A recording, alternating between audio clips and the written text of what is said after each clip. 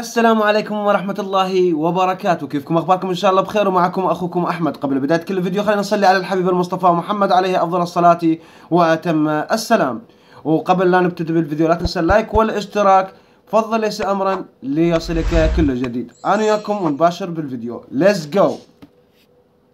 عدنا وياكم حبايب قلبي من جديد. كاس آسيا يستدعي 23 لاعبا لخوض المباراة بين منتخبنا الوطني ومنتخب الأندلسي في تصفيات المزدوجة كاس آسيا وكاس العالم عام 2026.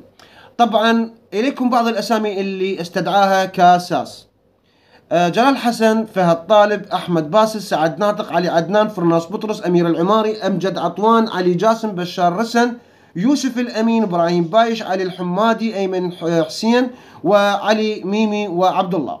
طبعا مو كل الاسامي اعطيتكم اياها، راح تظهر لكم الصوره كامله اللي استدعاها كاساس لخوض المباراه بين اندونيسيا والمنتخب العراقي. طبعا المباراه وموعدها راح تكون يوم 15 في هذا الشهر، يوم الاربعاء. وبعده راح يسافر منتخب، طبعا بعد انتهاء المباراة بين اندونيسيا والمنتخب العراقي في ملعب جدة الناخلة، راح يتوجه منتخبنا يسافر الى فيتنام لخوضه مباراة الثانية نفس الشهر يوم 21 في هذا الشهر.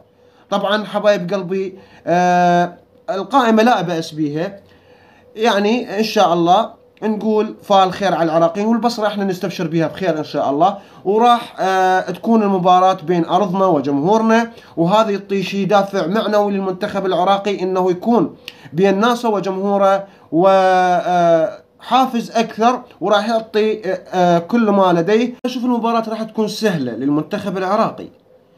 عليه المنتخب العراقي انه يخطف النقاط الثلاث، لان النقاط الثلاثة راح تعطيك دافع معنوي للابرز، وانه منتظرتك مباراة في فلبين، ومنتظرتك مباراة في فيتنام، والمباراة الاصعب راح تكون في اليابان.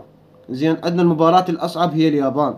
يعني منتخب اليابان نفس ما تعرفون انه في اخر مبارياته فاز على المانيا، فاز على الارجنتين. فانه المنتخب العراقي عليه ان يخطف النقاط الثلاثة في البصرة ويحسمها. كبداية انه يخطف النقاط الثلاث، وانه المباراة راح تكون سهلة عليك بين ارضك وجمهورك. حبايب قلبي، لهنا تنتهي حلقتنا، واتمنى انكم لا تنسون اللايك والاشتراك، فضل ليس امرا ليصلك كل جديد. كان معكم اخوكم احمد، في امان الله ورعايته. في امان الله.